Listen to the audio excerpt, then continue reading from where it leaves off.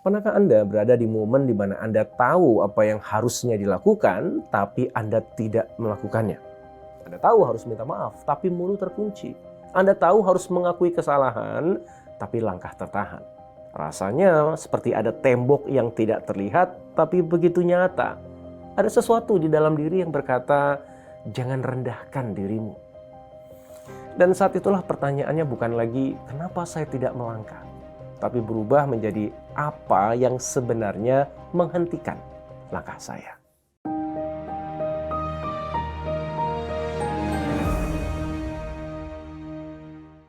Ada satu kisah klasik yang bisa jadi cermin yang dalam untuk kita semua. Kisah iblis. Bukan dalam kerangka hitam putih antara baik dan jahat, tapi sebagai cermin psikologis. Karena iblis bukan makhluk bodoh. Ia bukan karakter delusional yang kehilangan nalar.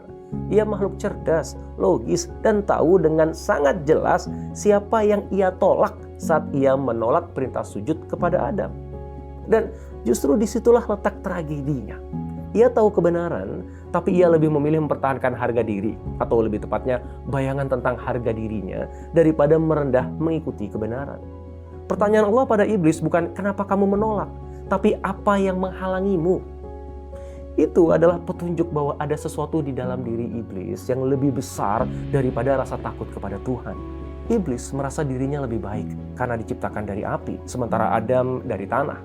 Ini bukan sekedar perbedaan unsur, ini adalah soal identitas.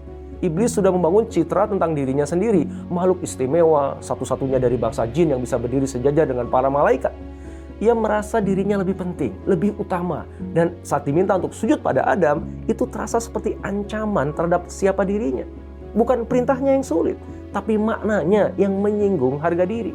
Dan sejak saat itu, ia memilih untuk mempertahankan identitas daripada menjalani kebenaran.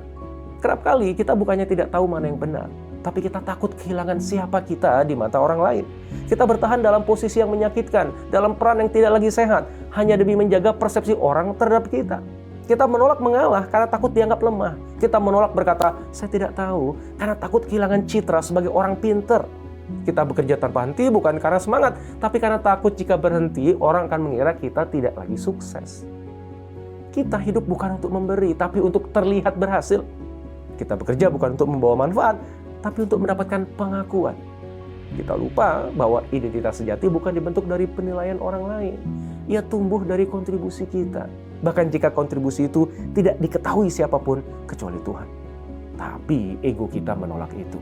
Ia lebih suka disorot daripada diam-diam memberi. Ia lebih suka tepuk tangan daripada makna. Karena ego tidak tertarik pada kontribusi. Ia hanya peduli pada identitas diri.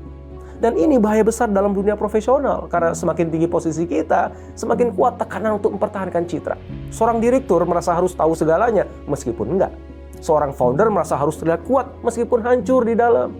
Seorang pemimpin tim merasa harus selalu tampil tegas, meskipun bingung arah. Karena kita semua takut kehilangan identitas ideal yang sudah kita bentuk. Kita semua takut terlihat biasa. Tapi, seperti iblis, kita lupa. Mempertahankan bentuk tidak selalu menyelamatkan isi. Kita bisa tampak utuh tapi kosong. Kita bisa terlihat penting tapi tidak lagi memberi arti. Perjalanan seorang high performing individual bukanlah tentang memoles identitas, tapi membersihkan niat. Ia bukan tentang bagaimana orang memandang kita, tapi apa yang kita bawa ke dunia ini. Kontribusi yang tenang, yang tak perlu kamera, tak perlu panggung. Kadang bahkan tak diberi ucapan terima kasih, tapi punya getaran kebaikan yang gak bisa dihitung. Dan jika kita berani melepaskan identitas yang kita bangun demi orang lain, kita akan mulai menemukan kebebasan. Bebas dari tekanan untuk selalu sempurna. Bebas dari rasa takut jatuh. Bebas untuk menjadi manusia seutuhnya. Yang terkadang benar, terkadang salah, tapi selalu ingin tumbuh. Mari kita memulainya hari ini. Dengan satu pertanyaan sederhana, apa yang menghentikan saya? Apakah saya sedang menjalani kebenaran atau sekedar mempertahankan citra diri? Mari kita bebaskan diri kita dari keharusan untuk selalu terlihat hebat. Mari kita ukur nilai kita bukan dari jumlah likes, bukan dari gelar, bukan dari posisi, tapi dari satu hal. Seberapa banyak kebaikan yang kita kontribusikan di perjalanan ini, meskipun tidak ada yang tahu. Karena sejatinya, nilai kita bukan tentang apa yang orang lihat, tapi apa yang kita bawa dalam diam. Nilai kita bukan pada identitas yang kita bangun, tapi kontribusi yang kita berikan. Dan kadang kontribusi terbaik justru lahir saat kita berani mengalah, saat kita berani menunduk, saat kita berani berkata, saya tidak lebih baik, saya hanya ingin menjadi lebih bermanfaat. Mari kita menjadi seorang high performing individual yang berjalan di atas bumi dengan haunan, yang artinya tenang, rendah hati, santun, tidak sombong. Mereka tidak menghentakkan kaki dalam menjalani hidup. Mereka tidak menuntut ruang, apalagi menyisihkan orang lain. Mereka tidak perlu membuktikan harga diri mereka. Mereka melangkah dengan mengetahui persis siapa diri mereka sebenarnya.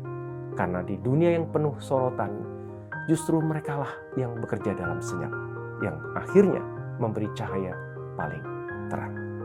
Mari kita pulang ke pusat niat kita dan mulai bertanya, bukan apa yang orang pikirkan tentang saya, tapi apa yang saya bisa berikan untuk mereka.